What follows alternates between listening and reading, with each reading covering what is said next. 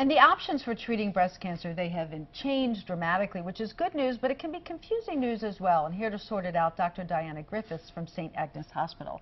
Thank you for coming in this early morning. Thank you for having me. So before we go through these new treatment options, let's just remind people sort of the linear way in which breast cancer treatment works. So first, of course, is diagnosis, and then comes surgery. Once a diagnosis has been made, there are really two separate components to treating women with breast cancer. The first is how we treat the breast, and that really offers two options for most women. One is the historical mastectomy, where the entire breast is removed, and more recently, since the 1970s, we've been able to do what we call a lumpectomy or partial mastectomy, and follow that with radiation treatments. The second component of treatment is what we call adjuvant therapy, and that is where we sometimes give women chemotherapy.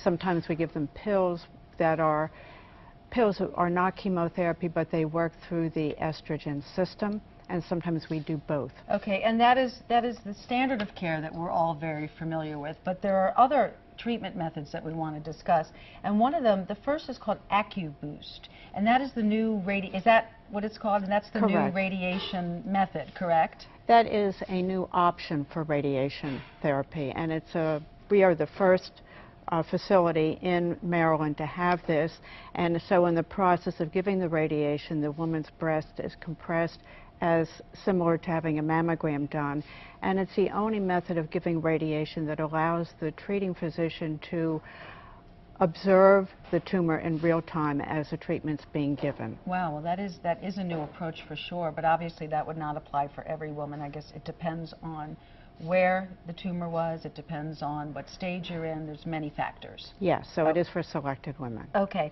the next is tomotherapy, and what is that? I've not heard about that. It's another methodology of delivering radiation therapy, and it also allows the therapist to target the radiation in a very selected way to just the area where they want to deliver the radiation treatment. So that's more pinpoint, would you say? They both are. Just different technologies for doing that. Okay, and then the next is this neoadjuvant therapy. So what is the neo to this? Well, the neo is not really so new. We've been doing it for a long time, but the usual sequence for treating women is to do surgery first, and then do the systemic or the adjuvant therapy second after that. This is flipping it around? Just flip it around. Okay. So we do the systemic treatment first and follow with the surgery later. Yeah, there are a lot of options. And then when it comes to some of the surgery, you talk about a specialized flap procedure. And what is that? Well, it's a way to, with plastic surgery, to reconstruct a breast for a woman who has had a mastectomy.